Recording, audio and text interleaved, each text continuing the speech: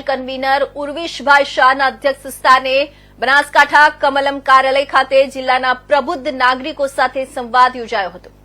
કાર્યક્રમની શરૂઆત જિલ્લા અને પ્રદેશના આગેવાનોએ દીપ પ્રાગટ્ય અને વંદે માતરમના ગાન સાથે કરી હતી।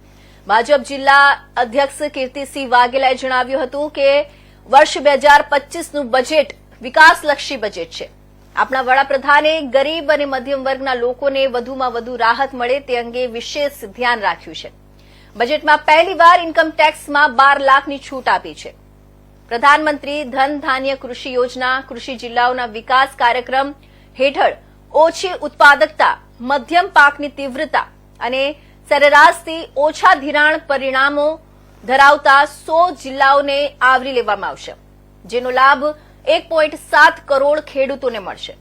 સરકાર તુવેર, અડદ અને મસૂર પર ધ્યાન કેન્દ્રિત કરીને 6 વર્ષનું કઠોળમાં આત્મનિર્ભરતા અભિયાન શરૂ કરશે। નાફેડ અને એનસીસીએફ આગામી 4 વર્ષ દરમિયાન ખેડૂતો પાસેથી આ કઠોળની ખરીદી કરશે। કપાસની ખેતીની ઉત્પાદકતા અને ટકાઉપણામાં નોંધપાત્ર સુધારણાઓને સરળ બનાવવા અને મુખ્ય કપાસની જાતોને પ્રોત્સાહન આપવા માટે 5 વર્ષના મિશનની જાહેરાત કરવામાં આવી છે। સંમેલનમાં જિલ્લા ભાજપ મહામંત્રી કનુભાઈ વ્યાસ, સંજયભાઈ બ્રહ્મભટ્ટ, શ્રેયાસભાઈ પ્રજાપતિ, પૂર્વ સાંસદ દિનેશભાઈ અનાવાડિયા, આગેવાનો અને સામાજિક આગેવાનો મોટી સંખ્યામાં ઉપસ્થિત રહ્યા હતા।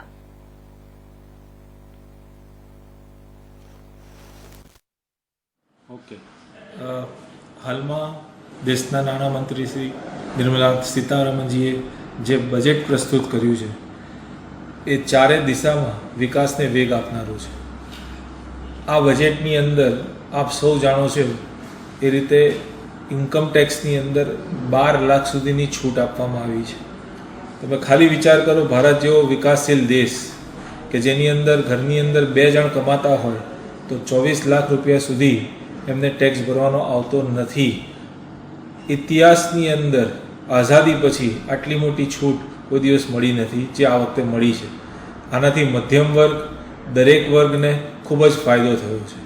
એની સાથે ખેડૂતો, એમએસએમઈ, દરેક સેક્ટરને, સ્ટાર્ટઅપ, દરેક સેક્ટરને આવરી લેવાનો પ્રયત્ન કર્યો છે।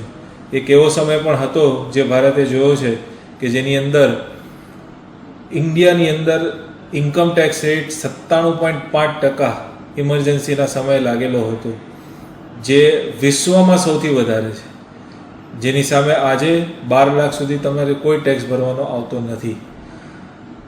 ખાસ કરીને ખેડૂતો, યુવાનો અને ઉદ્યોગો એને પણ એટલું જ મહત્ત્વ આપવામાં આવ્યું છે। એમએસએમઈની ડેફિનેશનમાં ફેરબદલ કરવામાં આવ્યો છે। જેવી રીતે કિસાન ક્રેડિટ કાર્ડ છે જેની લિમિટ પહેલાં 3 લાખની હતી અને 5 લાખ કરવામાં આવી છે, તેવી જ રીતે એમએસએમઈની અંદર પણ ખાસ કરીને મહિલાઓ માટે કાર્ડ ઇસ્યુ કરવામાં આવશે અને એમને પણ ક્રેડિટ મળશે। એટલે ઉદ્યોગોને પણ પ્રોત્સાહન મળે, યુવાનોને પ્રોત્સાહન મળે, એટલા માટે સ્ટાર્ટઅપ માટે 10,000 કરોડનું અલગથી ફંડ બનાવવામાં આવેલું છે।